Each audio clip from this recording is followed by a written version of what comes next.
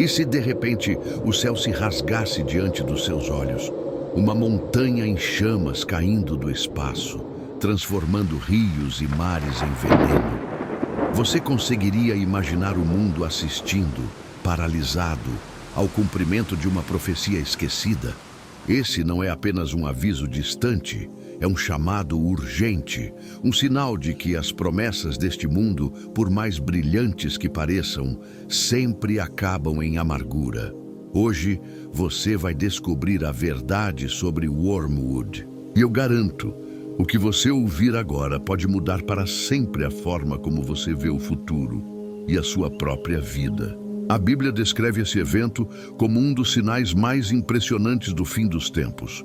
Uma estrela ardente, como uma grande montanha em chamas, despenca do céu e atinge a terra com poder devastador. O impacto não é apenas físico, mas espiritual. 1/3 das águas da terra se torna amargo, envenenado, impróprio para beber. O que antes sustentava a vida, agora se transforma em instrumento de morte. Imagine por um instante. Você abre a torneira de sua casa e não encontra água, mas veneno. As fontes que sustentaram cidades por gerações são corrompidas em questão de segundos. O que parecia estável e seguro se torna inseguro e mortal. É essa a cena que Apocalipse nos apresenta. A humanidade diante da consequência de suas próprias escolhas. Mas Wormwood não é apenas sobre destruição natural. É um sinal, um símbolo do preço que a humanidade paga ao rejeitar a Deus. Quando nos afastamos da fonte de água viva, bebemos daquilo que envenena. Quando substituímos o Criador pelas promessas passageiras do mundo, colhemos amargura. Esse capítulo serve como introdução, como alerta. Não é um texto para nos entreter, mas para nos despertar. Se isso acontecesse hoje, estaríamos preparados? Quando as águas deste mundo se revelarem venenosas, onde iremos saciar nossa sede? A profecia de Wormwood nos mostra que tudo neste mundo é frágil. O que parecia sólido pode ruir em um instante. A única fonte que nunca seca é Cristo. Ele disse: "Quem beber da água que eu lhe der, nunca mais terá sede." O contraste é claro. De um lado, águas amargas. Do outro, a fonte da vida eterna. O chamado é urgente. Não é apenas sobre o futuro, mas sobre o presente. Todos os dias escolhemos de qual fonte vamos beber. O mundo oferece prazeres imediatos, mas amargos no fim. Deus oferece vida eterna, mesmo que o caminho pareça estreito. Wormwood é o sinal inicial, a porta de entrada para entendermos que a desobediência tem um custo. E esse é o tema do próximo capítulo. Capítulo 2, o sinal da profecia. Apocalipse 8 nos apresenta um dos sinais mais assustadores do período da tribulação. Uma grande estrela cai dos céus, ardendo como uma tocha, e atinge rios e fontes. O nome dessa estrela é Absinto ou Wormwood, que significa amargura. O resultado é trágico. 1/3 das águas se torna venenoso, e muitos morrem ao beber delas. Este sinal não é apenas literal, é também simbólico. As águas representam aquilo que sustenta a vida. A queda de Wormwood mostra que até as fontes mais essenciais deste mundo podem ser corrompidas. É como se Deus estivesse mostrando ao homem: vocês confiaram no que é passageiro. Colocaram sua esperança em fontes que não podem salvar. Há aqui um contraste direto com as palavras de Jesus em João 4, quando ele diz à mulher samaritana: "Quem beber desta água voltará a ter sede, mas quem beber da água que eu lhe der, nunca mais terá sede." O Wormwood expõe o veneno das águas do mundo. Cristo oferece a água viva que sacia para sempre. Esse sinal é também um aviso sobre idolatria. Quando buscamos segurança no dinheiro, no poder, no prazer ou na fama, descobrimos cedo ou tarde que essas fontes são amargas. O mundo promete refresco, mas entrega veneno. O que parecia satisfazer a alma se torna causa de morte espiritual. O sinal da profecia nos obriga a refletir. De qual fonte temos bebido? Muitos vivem em busca de satisfação no que é terreno, mas encontram apenas frustração. Wormwood nos lembra que não há vida fora da presença de Deus. Além disso, há um aspecto coletivo.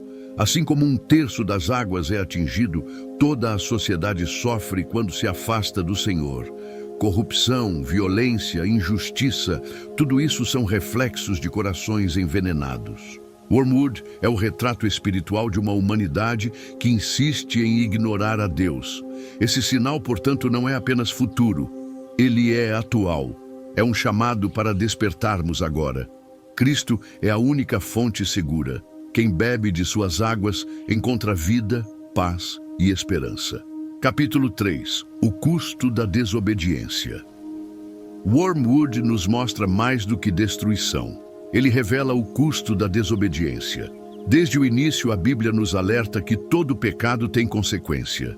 No Éden, uma escolha aparentemente pequena, comer do fruto proibido, trouxe separação entre Deus e o homem. O que parecia doce se tornou amargo. Assim, também é com cada ato de rebelião contra o Criador. O pecado promete liberdade, mas aprisiona. Promete prazer, mas entrega dor. Promete vida, mas gera morte. Wormwood é o símbolo desse processo. Ele mostra o resultado inevitável de uma vida vivida longe da fonte verdadeira. Esse custo não afeta apenas o indivíduo. Assim como as águas contaminadas atingem rios e fontes, o pecado se espalha, destruindo famílias, sociedades e gerações inteiras. A corrupção de um coração pode corromper uma comunidade inteira. A rebeldia de uma nação pode trazer ruína coletiva. Jesus advertiu seus discípulos sobre isso quando disse: "Eu vi Satanás cair como um relâmpago do céu." Até o inimigo não escapou do preço da arrogância. O orgulho o lançou do céu à terra. O mesmo destino aguarda todo aquele que insiste em se afastar do Senhor. Mas o objetivo dessa profecia não é apenas anunciar juízo, é também oferecer salvação. Wormwood é um alerta, um chamado ao arrependimento. Deus não revela o futuro para nos paralisar de medo, mas para nos preparar em fé. O custo da desobediência é alto demais para ser ignorado. Mas a boa notícia é que esse preço já foi pago. Na cruz, Jesus levou sobre si nossas transgressões. O cálice amargo da condenação foi transformado em cálice de salvação. A pergunta que permanece é simples e urgente. Vamos insistir em beber das águas amargas do pecado? Ou vamos nos render à fonte viva de Cristo? Apocalipse 8 nos apresenta um dos sinais mais assustadores do período da tribulação. Uma grande estrela cai dos céus, ardendo como uma tocha, e atinge rios e fontes. O nome dessa estrela é Absinto, ou Wormwood, que significa amargura. O resultado é trágico. Um terço das águas se torna venenoso e muitos morrem ao beber delas. Este sinal não é apenas literal, é também simbólico. As águas representam aquilo que sustenta a vida. A queda de Wormwood mostra que até as fontes mais essenciais deste mundo podem ser corrompidas. É como se Deus estivesse mostrando ao homem: vocês confiaram no que é passageiro. Colocaram sua esperança em fontes que não podem salvar. Há aqui um contraste direto com as palavras de Jesus em João 4, quando ele diz à mulher samaritana: "Quem beber desta água voltará a ter sede, mas quem beber da água que eu lhe der, nunca mais terá sede." Wormwood expõe o veneno das águas do mundo. Cristo oferece a água viva que sacia para sempre. Esse sinal é também um aviso sobre idolatria. Quando buscamos segurança no dinheiro, no poder, no prazer ou na fama, descobrimos cedo ou tarde que essas fontes são amargas. O mundo promete refresco, mas entrega veneno. O que parecia satisfazer a alma se torna causa de morte espiritual. O sinal da profecia nos obriga a refletir: de qual fonte temos bebido? Muitos vivem em busca de satisfação no que é terreno, mas encontram apenas frustração. Wormwood nos lembra que não há vida fora da presença de Deus. Além disso, há um aspecto coletivo. Assim como 1/3 das águas é atingido, toda a sociedade sofre quando se afasta do Senhor. Corrupção, violência, injustiça, tudo isso são reflexos de corações envenenados. Wormwood é o retrato espiritual de uma humanidade que insiste em ignorar a Deus. Esse sinal, portanto, não é apenas futuro, ele é atual. É um chamado para despertarmos agora. Cristo é a única fonte segura. Quem bebe de suas águas encontra vida, paz e esperança. Wormwood nos mostra mais do que destruição. Ele revela o custo da desobediência. Desde o início, a Bíblia nos alerta que todo pecado tem consequência. No Éden, uma escolha aparentemente pequena, comer do fruto proibido, trouxe separação entre Deus e o homem. O que parecia doce se tornou amargo. Assim também é com cada ato de rebelião contra o Criador. O pecado promete liberdade, mas aprisiona. Promete prazer, mas entrega dor. Promete vida, mas gera morte. Wormwood é o símbolo desse processo. Ele mostra o resultado inevitável de uma vida vivida longe da fonte verdadeira. Esse custo não afeta apenas o indivíduo. Assim como as águas contaminadas atingem rios e fontes, o pecado se espalha, destruindo famílias, sociedades e gerações inteiras. A corrupção de um coração pode corromper uma comunidade inteira. A rebeldia de uma nação pode trazer ruína coletiva. Jesus advertiu seus discípulos sobre isso quando disse: "Eu vi Satanás cair como um relâmpago do céu." Até o inimigo não escapou do preço da arrogância. O orgulho o lançou do céu à terra. O mesmo destino aguarda todo aquele que insiste em se afastar do Senhor. Mas o objetivo dessa profecia não é apenas anunciar juízo. É também oferecer salvação. Wormwood é um alerta, um chamado ao arrependimento. Deus não revela o futuro para nos paralisar de medo, mas para nos preparar em fé. O custo da desobediência é alto demais para ser ignorado. Mas a boa notícia é que esse preço já foi pago. Na cruz, Jesus levou sobre si nossas transgressões. O cálice amargo da condenação foi transformado em cálice de salvação. A pergunta que permanece é simples e urgente. Vamos insistir em beber das águas amargas do pecado? Ou vamos nos render à fonte viva de Cristo? Quer que eu siga expandindo agora os capítulos 4 a 6, também com 1.400 palavras cada, para mantermos o ritmo até fechar os 10 capítulos? Jesus disse em Lucas 10:18, "Eu vi Satanás cair como um relâmpago do céu." Essa declaração curta é carregada de profundidade espiritual. Ela nos mostra que a rebelião contra Deus nunca termina bem. O relâmpago é rápido, brilhante, intenso, mas também passageiro. Ele ilumina o céu por um instante, mas logo desaparece. Assim é o orgulho, assim é o poder do inimigo. Momentâneo, condenado, destinado ao fracasso. Jesus pronunciou essas palavras quando os discípulos voltaram cheios de alegria, porque até os demônios lhes obedeciam. Eles estavam maravilhados com o poder que haviam recebido. Mas Cristo os corrigiu. A verdadeira alegria não está no fato de que os espíritos se submetem, mas sim porque seus nomes estão escritos nos céus. Ele mostrou que a vitória espiritual não é sobre exibir poder, mas sobre ter identidade e pertencimento em Deus. A queda de Satanás serve de alerta. Ele era um anjo de luz, dotado de glória, mas quis exaltar-se acima do Criador. O resultado foi a queda inevitável. Ele arrastou consigo outros anjos, mas perdeu o lugar de honra. Isso nos ensina que o orgulho e a rebelião, por mais fortes que pareçam, têm fim certo: a derrota. Ao mesmo tempo, essas palavras de Jesus nos enchem de esperança. Se até Satanás caiu, quanto mais suas obras cairão também. O mal não prevalece diante da luz. Nenhum poder das trevas pode resistir ao nome de Jesus. Esse texto também nos leva a refletir sobre nós mesmos. Quantas vezes buscamos reconhecimento, sucesso ou poder como se fossem provas de vitória? Jesus nos chama a olhar para além disso. O verdadeiro triunfo é saber que pertencemos ao reino de Deus. A queda de Satanás como relâmpago é, portanto, tanto advertência quanto encorajamento. Advertência contra o orgulho e a autossuficiência. Encorajamento de que o mal já está condenado. Assim, somos convidados a viver não em busca de poder passageiro, mas da segurança eterna que só Cristo pode dar. O orgulho é uma das armadilhas mais antigas e letais da humanidade. Foi ele que levou Satanás a cair e continua levando milhões a se afastarem de Deus.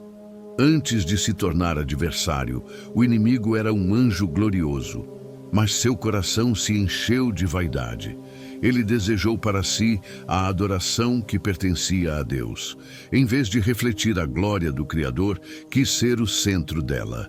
Esse foi o início de sua ruína. O livro de Provérbios é claro. O orgulho precede a destruição e o espírito altivo, a queda. Não se trata de uma possibilidade, mas de uma lei espiritual. O orgulho sempre conduz ao fracasso. Ele nos convence de que não precisamos de Deus, de que nossas conquistas são suficientes. Mas a realidade é que todo sucesso construído sobre a vaidade é frágil como areia. Na vida dos discípulos, Jesus já identificava esse risco. Quando voltaram entusiasmados com sua autoridade espiritual, Cristo os advertiu a não se alegrarem pelo poder, mas por sua salvação. Até mesmo a obra espiritual pode ser contaminada pelo orgulho se não vigiarmos. O orgulho é traiçoeiro porque se disfarça. Às vezes, aparece como busca por excelência, como desejo de reconhecimento justo. Mas, no fundo, é uma confiança exagerada em si mesmo. Ele nos faz esquecer que tudo o que temos vem de Deus. A queda de Satanás é um lembrete de que o orgulho nunca permanece. Ele pode brilhar como relâmpago, mas logo se apaga. A humildade, por outro lado, pode parecer discreta, mas é o caminho que conduz à exaltação verdadeira. Jesus disse: "Aquele que se exaltar será humilhado, mas o que se humilhar será exaltado." Por isso, precisamos constantemente avaliar nosso coração. O que nos motiva? A glória de Deus ou o nosso próprio reconhecimento? O orgulho transforma bênçãos em armadilhas, enquanto a humildade transforma limitações em oportunidades de graça. A lição é clara: todo orgulho acaba em queda, mas o coração humilde permanece de pé diante de Deus. O inimigo raramente aparece com ameaças diretas. Sua arma mais sutil é a promessa enganosa. Ele oferece atalhos, caminhos fáceis, ganhos rápidos, mas cada promessa sua carrega dentro um veneno mortal. A história de Charles Ponzi ilustra bem isso. Ele oferecia retornos altos e rápidos em investimentos. Milhares acreditaram. No começo, parecia funcionar, mas era uma fraude. Quando tudo veio à tona, muitos perderam tudo. Assim também funciona o engano do diabo. Ele promete prazeres e recompensas, mas no fim deixa apenas ruína. A Bíblia mostra outro exemplo em Judas Iscariotes. Por 30 moedas de prata, ele entregou Jesus. Talvez tenha acreditado que ganharia algo com isso. Mas logo depois veio o peso da culpa, o vazio e o desespero. O ganho aparente se revelou perda eterna. Hoje, vemos essas mesmas promessas em novas formas. O mundo oferece fama instantânea, prazer sem limites, riquezas rápidas. Mas por trás do brilho, há correntes. O inimigo nunca mostra o final do caminho, apenas o início sedutor. Até dentro da igreja existem falsos pregadores que vendem um evangelho distorcido. Prometem prosperidade sem arrependimento, bênção sem cruz, sucesso sem... A mentira é a arma mais antiga do inimigo. No Éden, ele não atacou Eva com violência, mas com dúvida. É verdade que Deus disse? Essa pergunta aparentemente inocente abriu espaço para a queda. Hoje, as mesmas mentiras continuam. O diabo sussurra: se Deus te amasse, você não sofreria. Mas isso é falso. Jesus sofreu na cruz. Jó foi testado em dores inimagináveis. Davi foi perseguido e traído. O sofrimento não é ausência de Deus, mas oportunidade para experimentar seu consolo. Outra mentira é só um pequeno pecado. Essa frase já destruiu muitos. Paulo escreveu em Romanos 6 que não podemos viver no pecado esperando mais graça. Mesmo o menor deslize abre portas para a escravidão. O pecado nunca é inofensivo. Uma das mentiras mais sedutoras é: siga o seu coração. Quantos são guiados por sentimentos e desejos, acreditando que esse é o caminho certo? Mas o coração humano é enganoso. Jesus nunca disse: siga o seu coração. Ele disse: siga-me. O verdadeiro caminho não está em nós, mas nele. E talvez a acusação mais cruel seja: depois do que você fez, não há mais perdão. Essa é a voz do inimigo tentando nos afastar de Deus. Mas a verdade é que, se confessarmos nossos pecados, Ele é fiel e justo para nos perdoar. O perdão não depende da gravidade do erro, mas da graça infinita de Cristo. A batalha entre mentira e verdade acontece todos os dias em nossos pensamentos. O inimigo planta dúvidas e enganos, mas só a palavra de Deus tem poder para desmontá-los. Quando Jesus foi tentado no deserto, respondeu 3 vezes com a mesma arma: está escrito. Essa deve ser nossa estratégia também. Cada vez que o inimigo nos mente, precisamos contra-atacar com a verdade bíblica.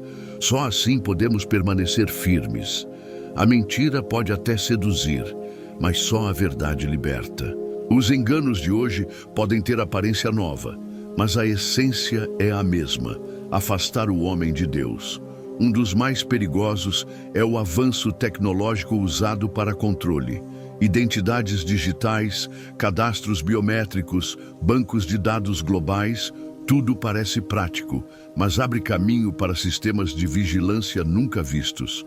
A Bíblia já nos alertava sobre um poder mundial unificado, preparando o terreno para o anticristo. Outro campo é a cultura. Filmes, séries e músicas normalizam o mal. O que antes era escondido, hoje é celebrado como arte. Letras de músicas exaltam violência, luxúria e rebeldia.